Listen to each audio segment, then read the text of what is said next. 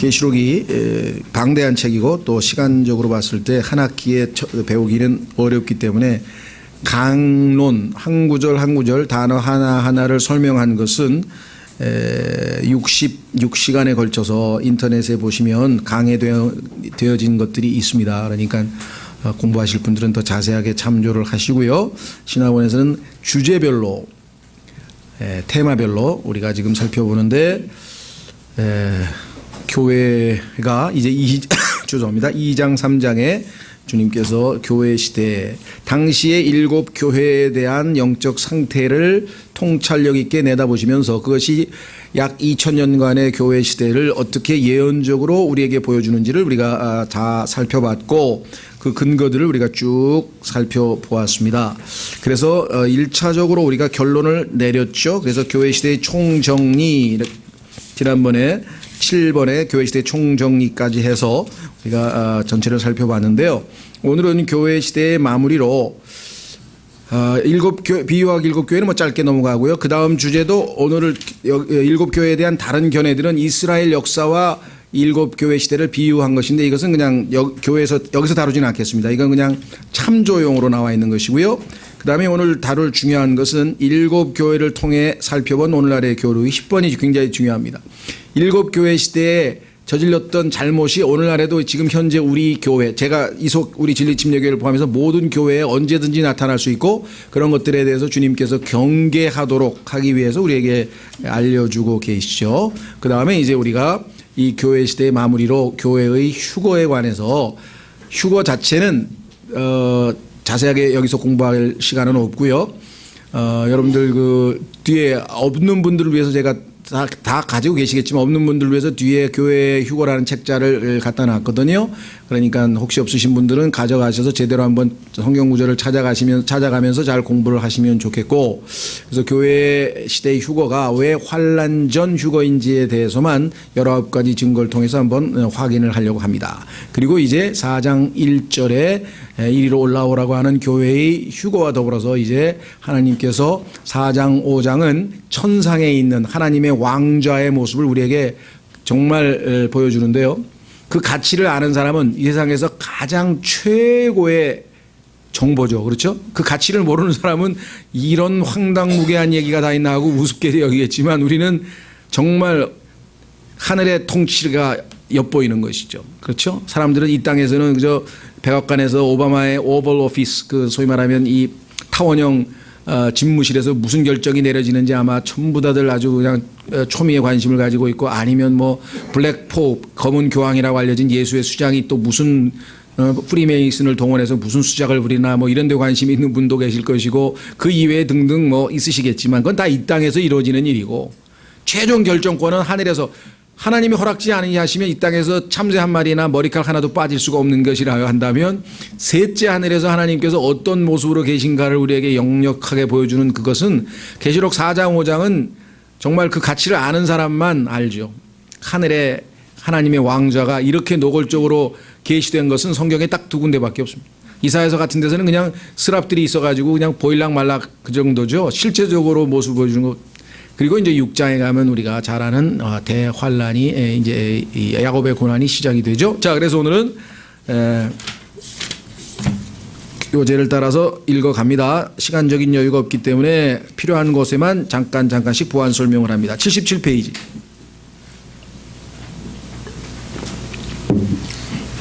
일곱 가지 비유와 7 교회와의 연관성에 대해서 통찰력 있게 내다봤는데요. 이것이 정확하게 이것이냐 100% 그렇게 답을 하는 건 아닙니다. 뭔가 암시하는 것이 있기 때문에 여러분들이 읽어보고 도움이 되면 그럴 수 있겠다 정도의 것이지 이것을 100% 교리로 가르치는 건 아닙니다. 자, 77페이지 7 비유와 7 교회. 앞서 우리는 계시록 2, 3장에 나오는 7 교회에게 전달된 메시지와 신약 교회사의 7 시기와의 관계에 대해 간략하게 살펴보았다. 마태복음 13장을 조심스럽게 읽어보면 왕국에 대한 7 비유와 교회사가 서로 호응한다는 것을 비교를 통해 확인할 수 있다. 마태복음 13장 3절에서 우리는 씨 뿌리는 자의 비유를 보게 되는데 이것은 에베소 교회 시대에 해당되며 2000년 교회 시대에 봤을 때 씨 뿌리는 시기에 해당된다. 이때 좋은 씨가 예루살렘으로부터 땅끝까지 뿌려진다. 씨가 뿌려지는 네 지역은 길가, 돌밭, 가시밭 그리고 좋은 밭이다. 근데 초대교회는 이 네 지역의 복음을 전파했는데 바로 예루살렘과 유대와 사마리아와 땅끝이었다. 주님께서는 씨앗의 극히 일부만이 참된 열매를 맺게 될 것이고, 여러분도 아시다시피 맨 마지막에 이 좋은 밭에서만 열매가 맺혀졌죠. 이때 사탄이 복음 사역을 방해하려 할 것임을 미리 경고하셨다. 그래서 길가에 떨어졌다는 것은 사탄이 와가지고 새들이 와가지고 그 씨앗을 다 집어먹어버렸죠. 자, 두 번째 가라지 비유인데요. 서머나 교회에 해당된다. 이때 원수는 성도들 안에 자신의 자녀들을 섞어놓는 짓을 저질렀다. 이 둘은 겉보기에는 같으나 열매가 다르다. 이 가라지라고 하는 용어가 이게 식물의 이름이 맞는지 안 맞는지 모르겠어요. 어떤 성경에서는 이걸 독보리라 그랬는데요. 그러니까 밀과 독보리는 유사한데 실제적으로 육안으로는 판단하기가 어렵다고 합니다. 그래서 이게 우리가 생각하는 가라지라고 하니까 그 뉘앙스가 잘 들어오질 않아요. 그래서 식물의 이름이 어떤 분들은 가라지라고 해서는 안 되고 독보리라고 해야 된다고 이렇게 주장하시는 분도 있어요. 그래서 요거는 제가 퀘스천 마크로 지금 이제 식물에 관해서 정확하게 저 잘 모르겠는데 의미만 일단 파악하고 넘어가겠습니다. 이 시기에 교부는 영어로는 church fathers라고 해가지고 소위 말하면 초대교회 시대의 유명한 영적 지도자들이었습니다. 뭐 이레네우스라든가 오리겐이라든가 그다음에 판테누스라든가 이런 쟁쟁한 사람들이 많이 있었거든요. 크리스토스톰도 있고. 그런데 이 교부들 중에는 오리겐 같은 사람은 만인 구원설, 예를 들면 하나님의 사랑은 너무나 커서 사탄도 맨 마지막에는 결국은 구원을 받는다. 이런 만인 구원설 같은 걸 만들고요. 정말 상상을 초월하는 말이 안 되는 이단 교리들이 이때 집중적으로 교회에 침투하게 됩니다. 그래서 아마 유사하다. 세 번째는 겨자씨 비유로 버가모 시대에 해당된다. 이 비유에 등장하는 식물은 괴물처럼 되어버렸다. 겨자라고 하는 것은요, 1년생 나물입니다. 1년에 한 번씩 씨를 뿌려야 되는 나물. 그런데 채소에 불과했던 겨자가 나무가 되어버린 것이다. 성경에서는 종류대로 창세기에서 하나님이 창조하신 모든 식물은 그 종류가 그 종류를 내야 되는데 1년생 나물인 겨자가 1년생 겨자를 낸 것이 아니라 야자수처럼 큰 나무로 변질되었다고 하는 얘기는 뭔가 문제가 발생했다는 것이죠. 그래서 이게 부패된 것으로 성경에서 해석을 합니다. 동일한 내용이 에스겔서 31장 3절 14절에서 아시리아 왕국으로 등장하며, 그러니까 크게 무성한 나무는 다 이방 왕국들로 성경에서 묘사했어요. 다니엘서 4장 10절에서 19절에서는 바빌론 왕국의 모습으로 등장한다. 이들 구절들에 언급된 나무들, 땅의 왕국을 대변하고 있는 나무죠. 천국 비유에 나오는 나무와 유사하다는 사실은 의심의 여지가 없다. 따라서 각각의 경우 지상의 왕국은 첫째, 하나님의 백성의 원수이며, 즉 이 지상 왕국은요, 사탄이 주관하고 있는 왕국이죠. 그래서 사탄을 이 세상의 신이라 이렇게 부르고 있고, 공중의 권세 잡은 자라, 통치하는 자라 이렇게 얘기를 하고 있죠. 자, 두 번째는 공중의 새들의 거처이고, 공중의 새들은 마귀들이라고 예수님께서 설명을 하셨죠. 세 번째, 그런데 결국은 다 나머지 비어졌어요. 잘려나갔어요. 심판을 받았죠. 주님에 의해 잘렸다. 그렇다면 어째서 그렇게 많은 추적가들이 이 나무를 복음의 확장이라고 가르치고 새들은 그리스도께 나오는 온 세상 사람들이라고 해석하는지 알다가도 모를 일이다. 진화론에 쇠뇌됐기 때문에 그렇죠. 그러니까 겨자씨가 작은 거였는데 어마어마하게 커졌으니까 기독교가 이렇게 세상을 정복하고 크게 부흥 발전했다. 초대교회에 그렇게 별 볼 일 없던 기독교가 지금 세계 최고의 종교가 되지 않았느냐, 이렇게 생각하는 거예요. 그런데 실제 그렇습니까? 지금 이 라오디게아 교회 시대에 예수님께서는 교회 문 밖에 서서 겨우 두드리고 있는 판인데 영적인 안목이 너무나 없죠. 부자라고 하지만 가난한 자라고 해서 연고를 사서 바르라고 할 정도로 지금 영적으로는 엉터리잖아요, 지금. 그러니까 외형적인 그러한 숫자의 노름에 사람들은 기독교가 부흥 발전하고 있는, 이것은 전적으로 진화론적 역사관에 쇠뇌당한 것이죠.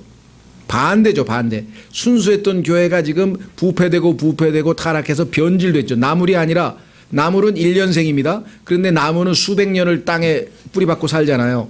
우리는 겨자씨죠. 왜냐하면 언제든지 우리는 주님이 부르시면 떠날 수 있도록 나그네와 순례자인데, 나그네와 순례자인 그리스도인이 땅에 아예 뿌리박고 오랫동안 살겠다고 하는 것은 변질됐다고 하는 것을 보여주는 것이죠. 그래서 마태복음 13장의 첫 번째 비유에서 주님께서는 공중의 새들은 하나님의 말씀을 삼켜버리는 사탄의 하수인이라고 말씀하셨다. 버가모 교회 시대에는 이들 새들이 교회 안에 둥지를 틀고 말았다. 그래서 로마 황제의 비호를 받으면서 아주 세계적인 종교로 부상하기 시작했죠. 기독교가 시작되었을 때는 겨자씨처럼 비교적 보잘것 것 없었다. 겨자씨는 유대인들 가운데에서 모든 씨들 중 가장 작은 씨라고 알려져 있었다. 저도 이 83년도에 제가 스페인에서 귀국하면서 기회가 돼서 하여간 열흘 동안 이스라엘을 갔었었는데, 오래됐죠. 83년이면. 근데 그때 보니까 이 겨자씨를 팔더라고요. 관광, 이게 성경에 나오는 겨자씨라 그래서 조그만 한 병 사왔는데. 그런데 이 비유에서는 이 작은 씨가 나무가 되어 그 가지에 하늘의 새들이 깃들이게 된 것이다. 얼마나 큰 변질이 있었느냐 이거죠. 이에 대해 일반적인 해석은 이것이 교회의 승리를 의미한다는 것이다. 95%, 99% 모르겠어요. 거의 대부분의 교회사는 다 이렇게 카톨릭에서 토대를 잡은 진화론적 사고에 입각한 교회사를 썼습니다. 그래서 콘스탄틴이 아주 교회에 크게 기여한 사람으로 나오지만, 성경을 믿는 바이블 빌리버들, 킹제임스 성경을 믿는 그리스도인들은 콘스탄틴이 교회를 세상과 결혼시킨 중매인으로 보는 것이죠. 로마 교회와 교회가 드디어 세상과 짝을 해버린 것이죠. 자, 그러나 실상은 이 비유는 영적인 하늘에 속한 주님의 몸이 세속 왕국이 되어버렸음을 보여준다. 이 일은 버가모 시대에 발생했다. 네 번째는 이제 카톨릭 교회가 완성되는 버가모 시대, 두아디레인데요. 그 다음으로 누룩 비유가 나온다. 누룩도 마찬가지입니다. 이 또한 대부분의 주석가들이 궁정적인 시각을 갖도록 만들어서 성경을 바르게 풀이하는 길을 잃게 만들었다. 대다수 주석가들은 누룩을 복음으로, 여인을 교회로, 그리고 이 비유를 기독교의 전 세계적인 전파로 해석했다. 그래서요, 우리나라에는 누룩 성교회 되어 있습니다. 누룩 성교회. 누룩을 전파하자는 거예요. 근데 성경에 보면 누룩은, 성경에 보니까 죄, 고린도전서에 보면은 죄라고 되어 있고요. 예수님께서는 거짓 교리라고 얘기했고요. 그다음에 도덕적인 부패라고 되어 있고, 성경에서는 다 부패, 죄, 그다음에 거짓 교리, 이게 누룩이에요. 그래서 우리 무교절이라는 거 아시잖아요. 누룩이 들어간 빵을 먹으면 안 되잖아요. 구원받은 백성들은 출애굽한 다음에 처음에 하나님께서 먹으라고 한 빵이 누룩이 없는 빵을 먹게 하셨잖아요. 그렇죠? 근데 어떻게 누룩을 느닷없이 긍정적으로 해석하냐 이 말이에요. 정말로 성경 전체에 대한 이 기초가 없기 때문에, 더더군다나 진화론적 사고방식에 이미 물이 들었기 때문에 그렇게 좋은 쪽으로 긍정적 사고방식을 갖는 거죠. 성경은 75%가 인간에 대해서 부정적으로 말씀하시고, 구원받은 그리스도인이 주님의 능력으로 조금 긍정적인 모습을 보일 수 있는 약 25% 정도의 긍정적인 발언이 나오는데, 이 세상은 반대로 계속 긍정적인 메시지를 주려고 하는 거예요. 할 수 있다. 그렇죠? 아니, 영업사원 중에서 할 수 있다 해가지고 할 수 있어서 성공한 사람이 몇 명이나 됩니까? 실제적으로 몇 명 되지도 않아요. 실제적으로 안 돼요. 자, 그래서 다시 79페이지로 오시면, 그러나 성경 전체에 걸쳐 누룩은 부패를 의미한다. 고린도전서는 교회들에게 회중들로부터 누룩을 제거하라고 명하고 있다. 이 진리를 무시한 채 두아디라 시기 동안에는 계시록에 등장하는 이세벨, 즉 창녀들의 어미로 불리고 있는 여인이, 거짓 종교죠. 생명의 빵 속에 예수님의 몸된 교회인데요. 온갖 전통들을 집어넣음으로써 교회를 부패시켰다. 다섯 번째 비유는 숨겨진 보물의 비유로, 이는 4대 교회 시기, 즉 종교개혁 시기에 해당된다. 이때 보배는 밭에 있었다. 사람들은 그 밭을 매일 지나가고 그 위로 다니다가 누군가가 드디어 그 보물에 걸려 넘어져 그것을 캐내어 모두가 볼 수 있게 된 것이다. 이는 루터가 이신칭의 교리를 성경에서 발견한 것을 뜻한다. 이 성경은 사실 루터 같은 수도승에게 수세기 동안 주어져 있었다. 성경이 오랫동안 많은 가톨릭 수도승 손에 들려 있었지만, 그 속에 이신칭이라고 하는 믿음으로 의롭게 된다고 하는 위대한 구원의 복음의 진리가 사람들에게는 드러나질 못했는데 루터에 의해서 드러나게 되었다. 교황의 통치 시기였던 암흑 시대에는 하나님의 백성 그저 남은 자들만이 살아남았다. 이 시기에 성령께서는 이들 몇몇 이름들을 사용하셔서 사람들이 진리를 재발견할 수 있도록 하셨다. 출애굽기 19장 5절의 보물을 이 전형적인 문맥에서 상고해 보면 그것이 의미하는 바를 알 수 있다는 거죠.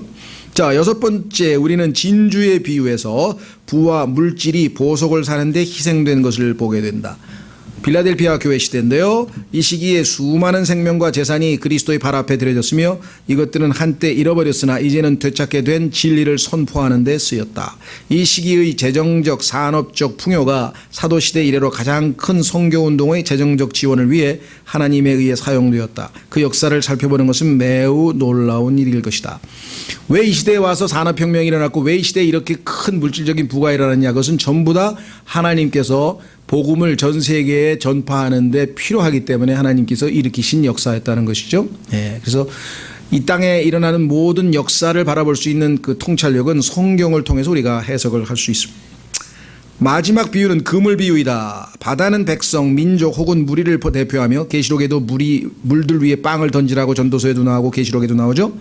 이 비유는 교회 시대 끝 무렵에 심판받는 자들을 묶는 모습을 보여준다. 이 묶는 역할을 하는 것이 오늘날의 유엔입니다. 유엔에서 모든 민족들을 다 묶어서 하나로 만들어서 적그리스도의 휘하에 들어가서 적그리스도가 예수 그리스도를 대적해서 아마겟돈에서 멸망을 당하는 거죠. 라오디게아 시대는 주님께서 선한 자들을 모으시는 것과 아울러 나쁜 것들을 불용광로에 던져버리는 것으로 마무리된다. 이 좋은 것들은 물론 남은 자들을 모으는 것이죠. 자, 그래서 이것도 성경에 보니까 일곱 비유와 일곱 교회 시대가 너무나도 유사하기 때문에 우리가 한번 확인해보고 참고용입니다. 일리가 있다 이것이지 100% 이 일곱 교회와 일곱 비유를 하나님께서 똑같이 해석하고 설명하고 계신 것은 아니죠. 자, 그 다음에 일곱 교회들에 대한 다른 견해들은요, 이스라엘 왕국 시대와 비교해서 또 설명해 보는 사람들도 있어요. 이것도 참조용이기 때문에 여러분들이 한번 읽어보시고요. 자, 오늘 우리에게 가장 초점을 맞출 것은 일곱 교회를 통해 살펴본 오늘날의 오류입니다. 이것이 여러분과 저에게는 아주 중요하죠. 왜? 2000년 동안 교회 역사에서 발견되는 여러 가지 문제점들은 오늘날 이 시대 교회에서도 어느 개개의 교회마다 심지어는 개인의 신앙생활에서도 얼마든지 발견될 수 있는 것이고, 이런 것들에 대해서는 우리가 즉각적으로 주님의 도우심을 받아서 시정을 해야 될 것입니다. 자, 첫 번째, 에베소 교회 뿌리를 두고 오늘날의 오류로 남아있는 것, 안 없어지고 오늘날에도 여전히 있는 잘못. 첫째는 거짓 사도들이다. 하나님께서 사도들에게 주신 표적 은사를 지니고 있다고 주장하는 자들. 오늘날에도 보면요, 요즘에 보면은 신사도 운동이라는 것도 있고요. 그 다음에 얼마 전에 돌아가신 위트니스 리, 이 지방교회 위트니스 리는 자기가 사도 바울을 잇는 유일한 사도라고 또 주장을 한 적도 있고요. 뭐 다 잘못됐다는 건 아니에요. 그런데 하여간 보면은 이상하게들 다 사도에 대한 어떤 컴플렉스가 있나 봐요. 사도 시대는 이미 끝났어요. 사도 바울 시대로 해서 성경이 완성되고 나서는 더 이상 사도가 필요 없어요. 그런데도 불구하고 사도에 대한 집착이 아마 굉장히 강한 것 같아요. 사도는 별거 아니거든요. 보내심을 받았다는 뜻이에요. 하나님이 보내셨다는 사람은, 하나님의 보내심을 받았다는 사람들은 오늘날에는 선교사들도 다 하나님의 보내심을 받은 거잖아요. 그렇죠? 그러나 사도라고 하는 용어, 칭호는 이제 더 이상 사용되고 있지 않다는 거죠. 자, 그래서 거짓 사도들은 뭐냐? 표적 은사. 이 표적 은사란 말은 아마 좀 익숙지 않으신 분들 계실 텐데요. 자, 초대교회에 보면 여러 가지 은사들이 있습니다. 그 은사들 중에는요, 하나님께서 유대인들에게 주신 표적이 있어요. 하나님은 유대인들에게는 표적으로 대화를 하십니다. 하나님과 유대인과 커뮤니케이션의 소통 방법은 표적이에요. 처음부터 그랬어요. 모세에게 하나님께서 그 막대기를 손을 품에다 넣어라 해가지고 나병이 걸렸고, 그것이 치유라고 하는 표적으로 이스라엘 백성들에게 하나님의 치유의 기적을 보면 하나님이 하시는 일이구나, 그렇게 알아들으면 되죠. 그 다음에 막대기를 집어던져서 뱀이 됐죠. 그렇죠. 그 이후에도 계속해서 하나님께서는 유대인과 하나님 사이에는 표적인데, 그 표적 중에 제일 중요한 것 하나는 치유입니다. 치유. 두 번째는 기적입니다. 기적. 근데 그 중에서도 예를 들면은 예를 들면 물이 피가 되는 거라든가 또 뭐 바다가 갈라지는 거라든가 하여간 여러 가지 형태의 기적들이 있어요. 그러니까 유대인들은 그러한 표적을 보면 이건 두말할 것도 없이 하나님이 하신 것이다 이렇게 됩니다. 따라서 성경이 완성되지 않은 상태에서 하나님께서 유대 그 12명의 사도를 하나님이 이제 부르셨는데 그 사도들이 표적을 행해야만 유대인들은 이 사람들은 하나님이 보내신 사람 맞다 이렇게 인정을 할 것이라는 거죠. 그렇죠? 네, 그래서 하나님께서 이들에게는 사도들의 표적, 아무나 하는 게 아니에요. 사도들에게만 표적을 주셨어요. 그래서 성경에 보면 사도들의라는 표현이 앞에 붙어 있단 말이죠. 예. 그런데 자신들이 그런 표적은 하나도 행하지도 못하는 사람이 자기가 사도라고 하면 그거는 거짓 사도라고 조심하라고 성경에 경고가 나와 있다는 거죠. 오늘날은 사도가 있을 수도 없고 그런 사람들은 간단해요. 그냥 비소 한 그릇 떠다가 그냥 한 그릇인지 한 스푼이든지 잡숴보라고. 예. 뱀 한 10마리 갖다 주고 그냥 독사 앞에서 그냥 다 물려도 가만히 있어 보라고. 아무렇지도 않으면 사도 맞아. 몇 가지 있잖아요. 마가복음에 보면 사도에게 있는 표적들이 있잖아요. 하나도 할 줄도 모르면서. 그렇죠? 그 다음에 기도도 필요 없어. 그냥 손만 얹으면 바로바로 나아야 돼. 그러면 그냥 지금 불치의 병에 걸린 중환자실에 가가지고 계속 안수만 해도 평생 해도 다 살려놓고 가면 얼마나 좋겠어요. 그런 사도가 있다면 지금. 그렇죠? 심지어는 바울은 그냥 앞치마만 붙들어도 그냥 다 병이 나을 정도로 그렇게 표적을 가지고 있었는데 그래서 그런 거짓 그걸 표적 연사를 지니고 있다는 주장하는 거짓 사도들이죠. 두 번째, 하나님의 말씀에 자신들의 명령, 직서, 칙령 등을 더할 수도 있다는 사도적 권위를 주장하는 사람. 자기 말도 하나님의 말씀과 동등하다. 예를 들면 오늘날 가톨릭 교황의 칙령은 성경과 똑같은 권위를 갖습니다. 가톨릭은 전통이 성경과 똑같은 권위를 갖죠. 또 있죠. 몰몬 사람들은 또 성경 플러스 몰몬경이라는 게 있어요. 그런 거 다 집어넣어서 성경하고 똑같은 권위. 이런 건 다 오늘날에도 여전히 남아있는 오류다. 자신들의 교회만이 유일한 교회라고 하면서 사도적 개상을 주장하는 자들, 대표적인 것은 카톨릭이고요. 그 이외에도 오늘날 보면 뭐 우리 교회만 유일한 교회라고 주장하는 교회들이 어디 한둘인가요? 이런 것들은 에베소 교회에서 물려받은 잘못된 유산이다. 두 번째, 오늘날에 남아있는 것 중에 하나는 뭐냐? 사랑이 없는 수고, 옳은 일들을 옳은 방식으로 행하는 근본주의 그룹에 속하나 아주 뭐 교리적으로는 아주 빠르게 딱 부러지게 잘 하는데 죽어있는 정통교회들, 사랑은 없어요. 에베소서 4장 15절에 진리를 사랑으로 말하라, 사랑으로 진리를 말하라 그랬는데 복음도요 사랑이 담겨져 있지만 않으면요 아무리 정확하게 복음을 기가 막히게 전해도 전혀 역사가 안 일어납니다. 인격이기 때문에 진정으로 자기에게 사랑하는 뭔가가 통해야만 그 복음이 역사할 수 있거든요. 설교도 마찬가지입니다. 진짜 명설교를 했는데 전혀 감동을 안 받았다. 그건 사랑 없이 했기.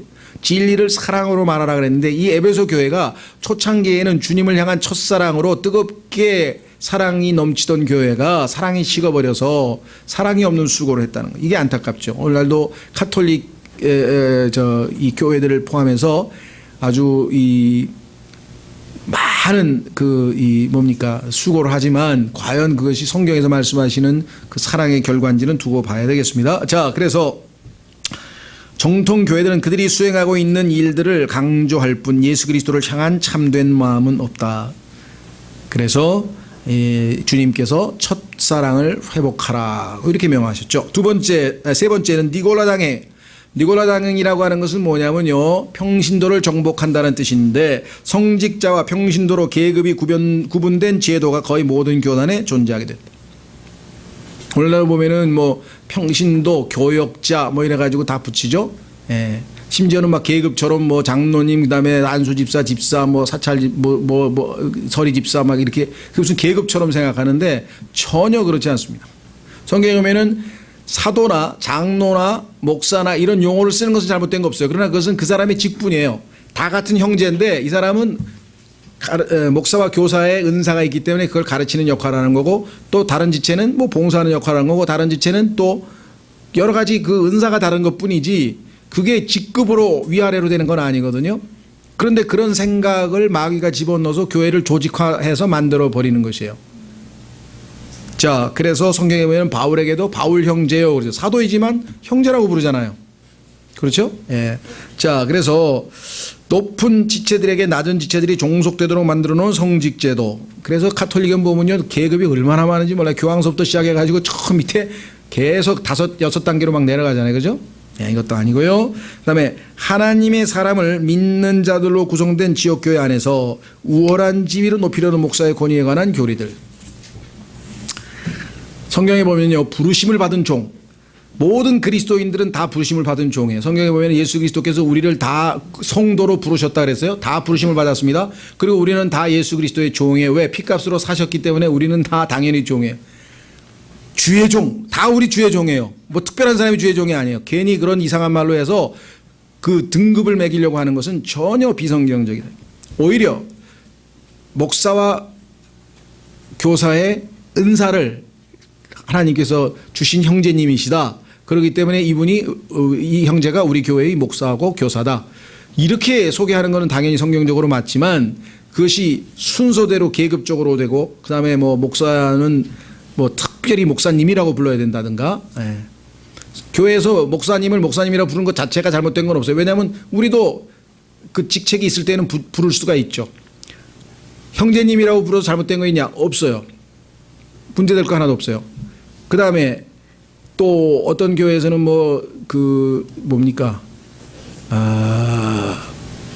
목사 부인을 보고 사모님이라고 안 부르면 안 된다. 뭐 이렇게 가르쳤다는 교회도 있다는데 난 모르겠어요. 정말 그런 건지. 성경에도 없는 얘기들을 왜 해서 쓸데없는 짓을 하는지 모르겠습니다. 그래서 이런 특별히 이런 데다가 인위적인 권위를 심으려고 하는 이런 모든 것들은 니골라 당의 행위고 제일 극심한 데는 당연히 가톨릭이고 그 다음에 이제 개신교 일부에서도 왜 뭐하러 가운을 입나요? 가톨릭은 아예 그냥 신부들이 꺼멓게 무슨 뭐 이상한 옷을 입고 구분을 하려고 그러죠. 높다고. 아니에요. 이것은 구약 시대에 나와 있는 제사장의 옷 그런 거에서 나온 거죠. 구약을 왜 신약에다 갖다가 집어넣냐 이게 전혀. 찬양대도 무슨 왜 가운을 왜 입습니까? 왜 그걸 특별히 하려고 그럽니까? 그런 것들도 다 구약적인 배경에서 나온 겁니다. 그래서 전혀 있을 필요가 없는 것이고요. 잘못하면 니고라당의 행위로 하는 주님께서 별로 아예 미워하신다고 성경이 얘기했단 말이죠. 그걸로 인해서 형제자매들을 계급화시키는 것은 전혀 잘못이다. 두 번째, 서머나 교회에서 발견되는 오늘날의 오류는 무엇이냐? 거짓 유대인들. 거짓 유대인들의 특징은 뭐냐면 율법주의입니다. 사도행전 15장에 보면요. 모세의 율법을 지켜야 구원받는다 이렇게 주장을 했어요. 할례도 받아야 구원받는다 하면서 율법으로 구원받는 거짓 교리를 가르쳤던 유대인들이 있었고요. 자, 두 번째는 이제 이게 교묘한데요. 사도행전 15장에 나오는 율법으로 의롭게 될 수 있다. 구원받아야 된다고 주장하는 거짓 교리를 물리치기 위해서 하나님께서는 이제 로마서를 기록해 놓으셨죠. 믿음으로만 의롭게 된다고 하는 위대한 복음서인데요. 두 번째, 믿음으로 의롭게 돼서 구원은 받았지만 그 구원을 지키기 위해서는 율법을 열심히 지켜야 한다. 이런 새로운 신종율법주의가 있습니다. 그렇죠? 이런 주장을 내세웠던 사람들이 갈라디아에 있는 교회들이었어요. 그래서 주님께서는 갈라디아서를 통해서 그것이 아니고 육신으로 그러니까 성령으로 시작을 했는데 그것은 육신으로 완전해지고자 하는 잘못이라고 지적을 하시면서 그리스도께서 우리 안에 사셔서 내가 아니고 그리스도께서 사시는 그와 같은 율법이 아닌 진정한 의미에서의 참 자유를 누려야 된다고 얘기를 했죠. 자, 그래서 교재로 오시면 율법주의, 교회가 유대민족에게만 주어진 율법 중 그 어느 것이라도 추구한다면 이단의 영역 안으로 들어가게 된다. 첫 번째, 안식일을 지키는 자들, 안식교가 있죠. 두 번째, 음식 관련 법을 지키는 자들, 뭐 안식교회는 뭘 먹으면 되고 뭐 안 먹으면 되고 안 먹어야 되고 이런 거 다 성경하고 신약교회하고는 아무 상관이 없죠. 우리는 은혜 아래 있지 율법 아래 있지 않습니다. 세 번째, 의식법과 도덕법을 분리하여 도덕법을 주장하려는 자들. 요거는 안식교 중에서는요, 제사 지내는 이러한 종교 의식은 지금 지킬 필요가 없지만 예를 들면 십계명은 도덕법이기 때문에 지켜야 된다 이렇게 주장을 하는데요. 성경에 따르면 그 율법이 우리 안에서 주님에 의해서 이루어지는 것이지 우리가 율법을 지킨다고 해서 지킬 수 있는 종류의 것이 아니라고 성경이 분명하게 얘기했습니다. 그래서 갈라디아서는 그리스도께서 우리 안에서 역사하셔서 이 열매 맺는 삶을 사는 것이 그리스도인의 삶이지 율법을 지킴으로써 내가 스스로 구원을 지키는 것이 아니다 이렇게 가르쳤죠. 두 번째는 브리티시 이스라엘라이트라는 것은 뭐냐면요. 이건 아주 독특한 건데요. 이들은 북왕국 10지파가 영국으로 이주하였다가 후에 미국으로 이주하였고 이에 앵글로색슨 민족이 신비적으로 이스라엘 민족이 되었다. 그러니까 앵글로색슨이 이스라엘의 10지파라 없어진 10지파라고 주장하는 아주 뭐 전혀 잘못된 주의자들인데요. 자신들이 유대인이라는 거죠. 암스트롱이라고 하는 그 종교 창시자가 있어요. 범세계적인 하나님의 교회가 있고 정체성 운동이라고 하는 또 단체가 있고 그다음에 반유대적인 극우 정치 예를 들면 KKK라든가 이런 단체가 있고 이런 것들은 우리나라에는 별로 소개가 되지 않았지만 유럽에서는 상당히 극성을 이루고 있는 이 이단 단체들이죠. 세 번째 우리에게 관심 많은 것은 이제 세 번째인데요. 왕국신학. 많은 개신교단들은 신약교회가 구약교회의 연장선상에 있다고 믿고 있으며 이에 땅을 점령하라는 약속과 왕국을 이 땅 위에 세우는 책임이 교회에 있다고 믿는다.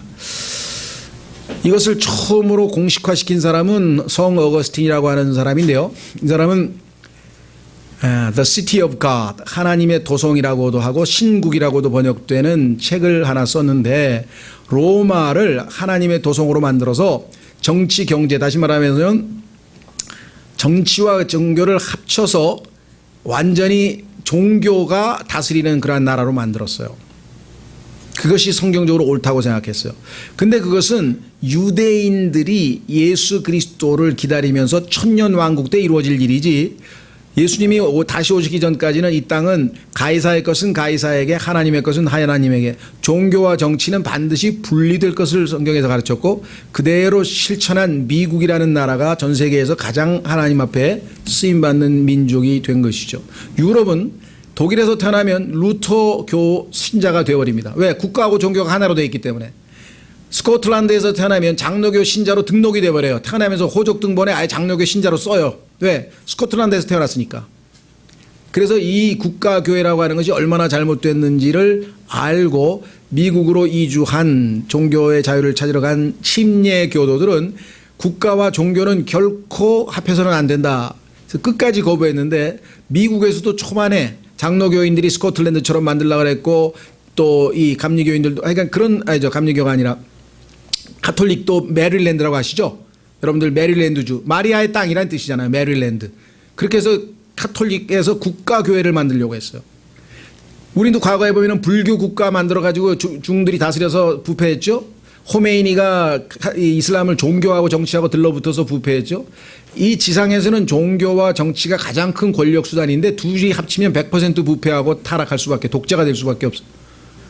그래서 이거를 막으셨는데 오히려 그걸 하나님의 뜻을 이해하지 못하고 지상에다가 왕국을 세우려고 하는 분이 있어요. 지금도 우리나라에 보면요. 성시화 운동이라는 게 있어요. 들어보셨는지 모르겠어요. 도시를 기독교 도시로 만들어버리겠다는 거야. 그래가지고 막 인천 무슨 대전 대구 하면서 막 큰 집회를 열어가지고 대구시 전체를 기독교로 만들어버리겠다는 그게 다 이 왕국 신학이에요. 예수 그리스도께서 오시기도 전에 이 땅에서 기독교가 정치에 관여하고 사회운동에 관여하려고 하는 것, 영적인 것, 가이사의 것은 가이사에게 줘버려야 되는데, 그죠? 교회는 영적인 것에만 관여를 해야 되는 것이죠. 자, 그래서 여기 보시면 모든 개혁교회들, 아까 얘기했던 어거스틴의 후계자였던 칼빈이라고 하는 사람, 스위스 사람인데요. 불어로는 깔뱅이라고 하죠. 존 깔뱅이라고 하는 사람이, 장 깔뱅이라고 하는 사람이 제네바를, 스위스의 한 도시였던 제네바를 이와 같이 왕국으로 만들었어요. 그 자기가 시장도 하고 거기에 목사도 하고 그러니까 정치 종교를 합쳐가지고 다스렸어요. 그래서 제네바 시민은 100% 다 교회에 참석해야 돼. 설교 듣다가 졸면 벌금 내야 돼. 그렇죠? 예. 교회에서 다른 지체하고 싸우면 감옥에 가. 말다툼하면. 아예 그냥 성경에 나와 있는 대로 그대로 정치의 제도로 적용해버리는 그런 우를 범했죠. 모든 진정한 장로교들 아까 얘기한 스코틀랜드에 태어나면 다 스코틀랜드, 스웨덴에서 태어나면 자동적으로 루터교인, 모든 칼빈주의 교회들, 국가교회, 상당수의 은사주의 교회들, 시베신학을 이런 모든 것들이 다 아주 이 서머나 교회 시대의 유물로서 남아 있는 것이죠. 자, 그다음에 네 번째는 제사장 제도인데요. 교회 안에 구약시대 레위지파 같은 성별된 집단이라는 개념을 도입하고 있는 모든 교단은 거짓 유대인들로 간주할 수 있다. 가톨릭의 사제제도와 기독교의 교역자 제도가 바로 그것입니다. 로마 가톨릭 교회, 러시아 정교회, 감독교회 대표적인 경우요. 요즘에 뭐 장로교회도 마찬가지죠. 다섯 번째, 은사주의. 자, 모든 신유주의자들은 이스라엘에게 주어진 약속을 자기들 것으로 주장한다.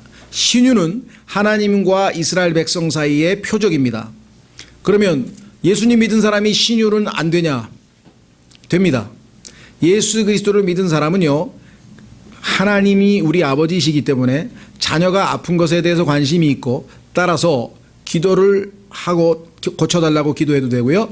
또 야고보서에 따르면 장로를 불러서 기도 요청을 할 수가 있고요. 그래서 얼마든지 주님께서 병을 고쳐주실 수 있습니다. 그러나 은사를 지닌 어떤 특정한 사람에게 가서 그 사람의 안수 기도를 받아야 된다든가 뭐 그 사람의 기도를 이건 전혀 이게 오류라 이거예요. 오류. 누구에게 은사를 그것은 유대인 경우에만 사도에게만 은사를 주신 것이고 신약 시대에는 어떤 그리스도인든지 하나님께 기도해서 병을 고칠 수 있습니다. 하나님이 뜻이라면. 그러니까 이런 은사를 지닌 어떤 특정한 사람이 있어서 뭐 삼각산 기도원에 무슨 권사님한테 찾아가서 안수 받으면 낫는다든가 이거 뭐 저쪽에 뭐 포천에 뭐 무슨 기도원에 가서 병 고친다든가 이런 것들은 다 오류에 해당된다. 그다음에 형통주의자들. 아까 말씀드렸습니다만 아까 교제하다가 말씀드렸습니다만은 형통이라고 하는 것은 소위 말하면 만사형통 물질적인 축복과 관련되어 있는데요. 세 가지입니다. 첫째, 이 땅에 살아가는 인간으로서 가장 중요한 건 안전이에요. 안전. 도둑이나 강도나 그다음에 외적의 침입으로 인해서 내 안전이 위협받으면 안 돼요. 근데 구약 시대에 하나님께서 유대인들에게는 만약에 율법을 잘 지키고 순종하면 너는 절대적으로 외적의 침입이나 도둑이나 강도의 침입을 받지 않고 안전하게 지켜주겠다 약속했어요. 두 번째는 이집트 사람들에게 걸리는 이집트 사람들이 자주 걸리는 세상적인 질병으로부터 건강을 지켜주겠다고 약속을 하셨어요. 세 번째는 농사를 지을 때마다가 풍년이 일어나고 가축들은 낙태하지 아니하고 잘 새끼를 낳아서 엄청나게 물질적인 풍요를 누리게 해주겠다. 이 세 가지 약속을 했습니다. 누구에게? 유대인에게. 어떻게 하면? 율법을 잘 지키고 순종하면. 불순종하면 어떻게 돼요? 머리서부터 발끝까지 질병이 걸리고 그 다음에 짐승은 다 낙태, 새끼도 다 못 낳고 다 가뭄이 들어서 다 쑥대밭이 되고 외적이 침입해서 재산 다 탈취당하고 그게 이스라엘 역사잖아요. 순종과 불순종으로 인해서. 신약의 그리스도인들에게 하나님께서 물질적인 축복을 약속해 준 적이 없습니다. 먹을 것과 입을 것이 있은즉 만족하라. 예수님이 그렇게 사셨고 바울이 그렇게 살았고 다 그렇게 살았어요. 그런데 오늘날 어떻습니까? 얼마나 교회가 구약적인 물질적인 축복에 물들어 가지고 그렇죠? 성경하고 너무 거리가 먼 거예요. 근데 속아요. 왜? 구약 성경에 있으니까. 봐라 여기 물질적인 하나님의 축복받. 저희 주변에도 너무나 그런 사람들이 많아서 어디서부터 뭐라고 얘기를 할지 모르겠어요. 왜냐하면 잘못하면 실족할 수도 있고 그걸 지혜롭게 어떻게 얘기를 해야.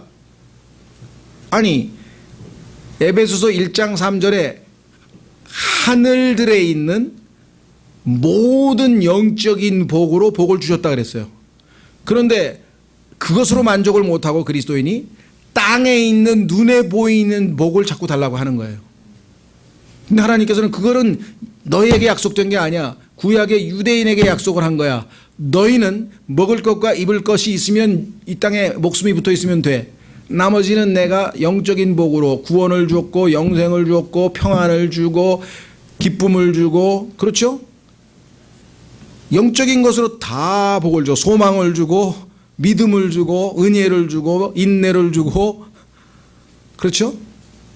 어떤 상황에서도 흔들리지 않은 그러한 확신을 주고 이거 다 영적인 복을 다 주셨는데 그런 거에는 관심이 없고 땅에 있는 것에 위에 있는 것에 애착을 두라 그랬더니 위에 있는 영적인 복에는 애착을 두지 아니하고 땅에 있는 육적인 것에만 애착을 두고 있다면 이게 뭐가 잘못돼도 한참 잘못된 그렇죠? 예, 그것이 지금 이 서머나 교회에서 남은 뿌리다. 세 번째, 버가모 교회에 뿌리를 두고 있는 오늘날의 오류는 바알람의 교리.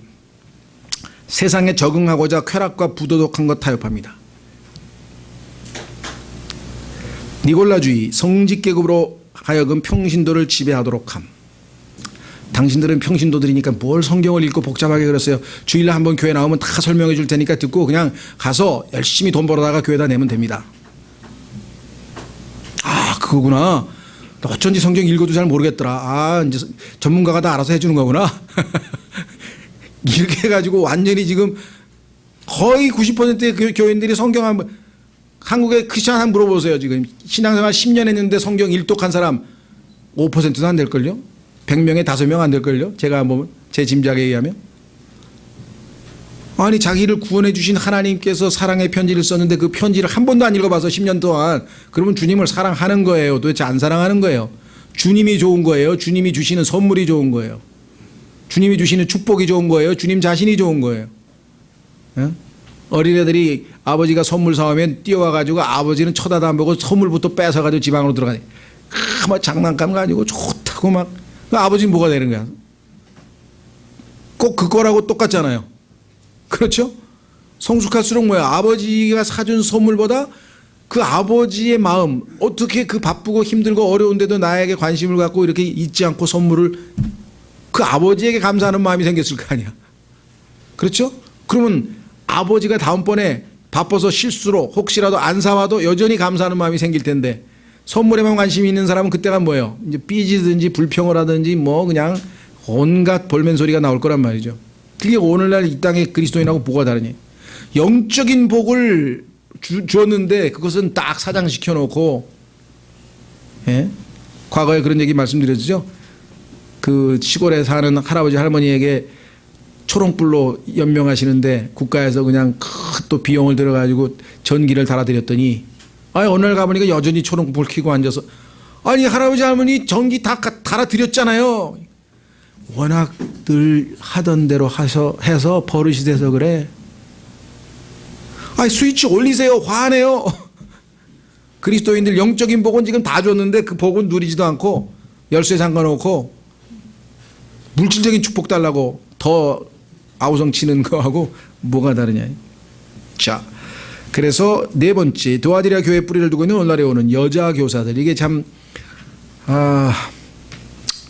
저도 책방에 가면 아주 유명한 여자 목사님들이 쓴 책들이 더러 있습니다. 근데 좋은 책일 수도 있을 거예요. 근데 일단 잘 내키지가 않아요. 일단 하나님께서 본분에 해당되는 것을 잘 모르는 경우가 있거든요. 하여간 저는 함부로 비판하지 않겠습니다. 뭐 예를 들면 오늘날 이 시대에 보면은 구약에도 드보라와 같이 예외적인 경우에 하나님이 쓰시는 특별 케이스가 있다 보니까 뭐 그것에 해당되시는지 안 되는지 모르고, 또 그분이 각자 하나님 앞에서 해결해야 될 문제이기 때문에 함부로 판단은 안 하지만 적어도 일반적인 원칙은 한번 보겠습니다. 여자 교사들, 기독교를 자처하는 거짓 종교들, 안식교. 오늘 디모데전서에 보면은요, 이 늙은 나이 드신 여자분들이 이 이단 종교에 아주 이 소위 말하면 교주가 되는 경우가 상당히 많다고 디모데전서에 써 있는데 실제로 그렇습니다. 메리 엘렌 G 화이트라고 하는 사람 안식교 교주고요. 크리스천 사이언스 메리 베이커 패터슨 글로바디에고, 그다음에 신지주의라고 하는 것은 오늘날 뉴에이지 운동의 아주 초석입니다. 이 사람들이, 그러니까 블라바스키라고 하는 여자가 신지주의라 그래서 일종의 요즘으로 치면 영지주의 같은 거고요. 이것은 뉴에이지 운동의 출발점입니다. 그다음에 현대 오순절 운동은 에미 심플 백퍼슨이라고 해서 아주사 스트리트 미션이 1911년인가요? 미국에서 시작이 되는데, 역시 이런 모든 것들 다 여자분들이 나섰고요. 두 번째, 기존 교회들 내에서 발견되는 오류는 뭐냐? 여성 목사, 감독, 집사, 이런 경우 다 성경에서 하나님께서 이런 직책을 안 가지더라도 얼마든지 주님을 섬길 수 있거든요. 주일학교 교사도 할 수 있고. 자, B번, 남녀로 구성된 회중들 앞에서 설교하는 라디오, TV 여성 사역자들. 여성분들을 모아놓고 세미나를 한다든가 성경 가르치는 건 아무 문제 없습니다. 왜? 성경에서는 남자에게 권위를 행사하는 것을 금하고 있지. 왜냐하면 머리로 만들었으니까. 머리에다 대고 통제를 한다는 게 있을 수가 없잖아요. 남녀로 구성된 회중을 가르치는 여성 교사들, 이런 것들은 명백하게 성경에서 금하고 있는 것이죠. 오늘날 뭐 여성 자원을 활용해야 된다 뭐 이래서 다 아무렇지도 않게 생각하는데 이것이 하나님의 말씀이라고 한다면 왜 하나님께서 영적 질서를 세우시려고 하는지 생각을 해봐야 되겠죠. 그다음에 부도덕 뭐 이건 뭐 말할 것도 없죠. 교회 안에 음행, 간음 뭐 교회 안에서 엄청난 스캔들이 벌어지잖아요. 그리고 그것도 다 제대로 디모데전서에 나와 있는 장로들의 죄들에 대해서 결코 용납하지 말고 반드시 치리하고 징계하라 그랬는데 그 다 용납해서 엄청나게 사회적으로 아주 잘못된 간증을 주님을 모독시키는 일들이 벌어지고 있죠. 우생 숭배 관행에 참여하기도 하고요. WCC가 와서 뭐 온 무당 데려다가 뭐 춤 구슬하고 뭐 그것이 무슨 열린 예배니 뭐니 하여간 뭐 상상을 초월하는 짓들을 했는데도 우리나라의 쟁쟁한 목사들이 전부 다 가가지고 WCC에 가가지고 뭐 복음 운운하고 예수 그리스도 운운하니 마귀하고 같이 놀면서 어떻게 예수 그리스도 운운하는지 모르겠어요. 그 실체가 정난하게 드러나가지고 무당 구슬 한 사람 뭐 이건 뭐 공개적으로 다 했기 때문에 다 이미 드러난 일입니다. 그 다음에 4대 교회에 뿌리를 둔 오늘날의 교류. 자, 이게 지금 현재 우리로서는 매우 마음 아픈 건데요.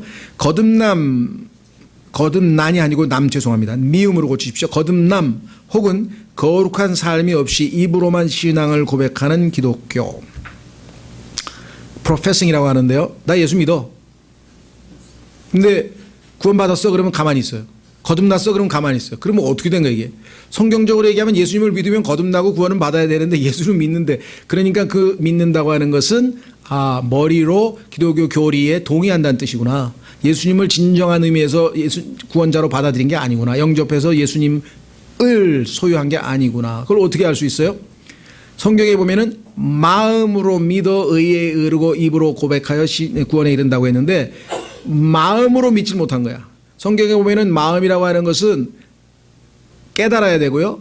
그 다음에 마음에 찔림이 와야 되고요. 그 다음에 의지적으로 결단을 내려야 돼요. 지정의가 동원되었을 때 진정한 의미에서의 마음으로 믿는 구원인데 많은 사람들이 머리로 동의해요. 맞아 그래 맞아. 그런데 마음에는 전혀 와닿질 않았어. 그래서 의지적으로 결단을 내린 게 아니야. 그냥 끄떡끄떡한 거야. 맞아. 이건 머리로 믿은 거죠. 그렇죠? 네. 미국에 가면은요 그런 사람들 많아요. 근데 우리나라 사람들은 반대야. 그러니까 미국 사람들은 이성적이기 때문에 머리로는 다 알아들었어. 근데 마음에 자기가 하나님 앞에 진정한 죄인이고 내 죄 때문에 예수님이 죽으셨구나. 그러면 통의 자백이 있어야 될 거야. 내 죄 때문에 예수님이 십자가에 달리셨다는 게 얼마나 우리에게는 가슴 아픈 얘기냐. 근데 그런 찔림은 하나도 없이 그냥 머리로 끄떡끄떡 했어.